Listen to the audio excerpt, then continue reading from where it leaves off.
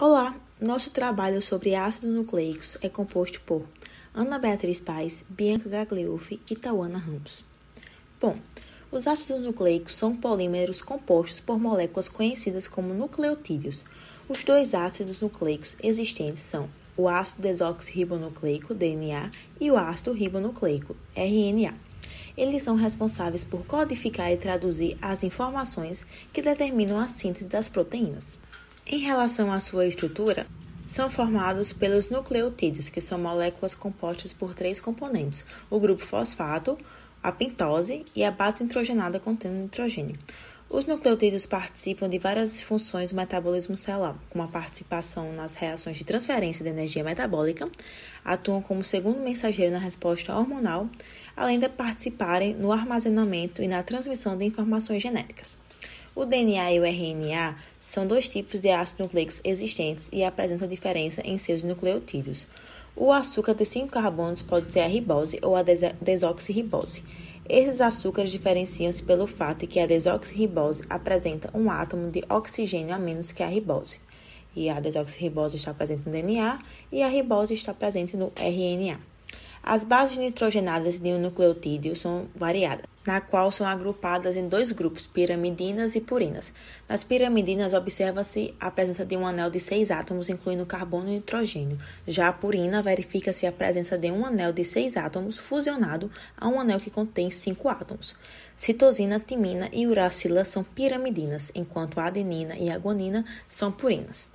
Bom, nessa figura nós podemos ver alguns nucleotídeos, em que a letra D apresenta a desoxirribose e a letra R a ribose. Os nucleotídeos ligam-se por meio de ligações fosfodiésteres.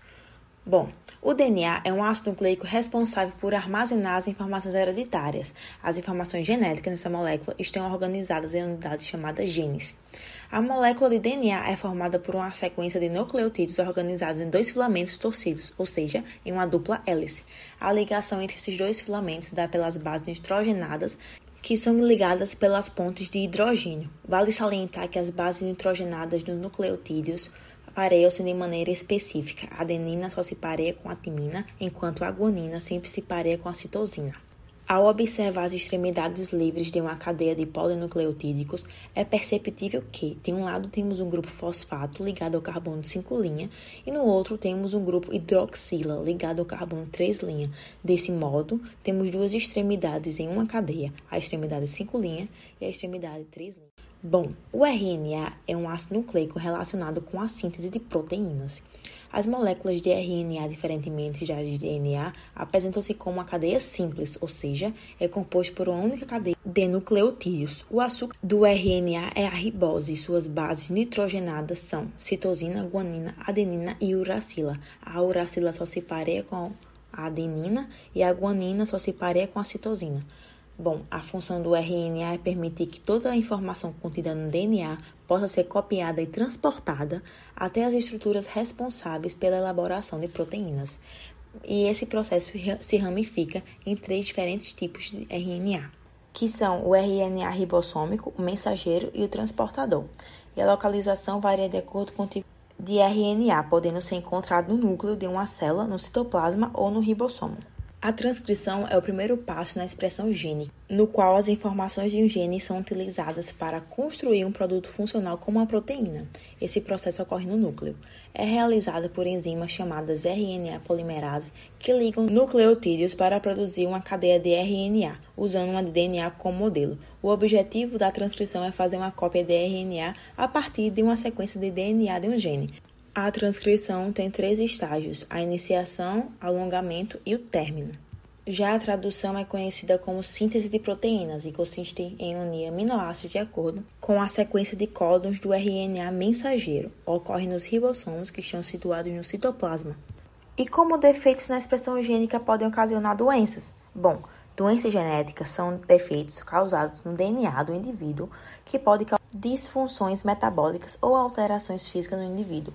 As doenças genéticas são transmitidas para a sua descendência. Entre as principais doenças encontram-se fenilcetonúria, albinismo, cirrose cística, anemia falciforme, hemofilia, daltonismo e distrofia muscular.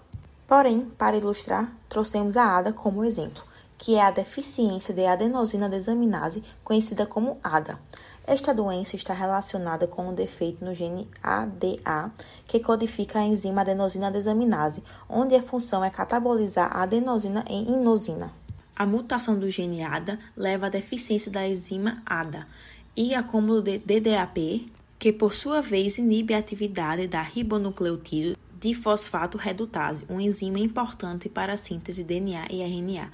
Os linfócitos, como todas as células, requerem uma grande quantidade de DNA e RNA durante a proliferação. O acúmulo de DDAP nessas células leva à morte precoce dos linfócitos e, consequentemente, à imunodeficiência severa.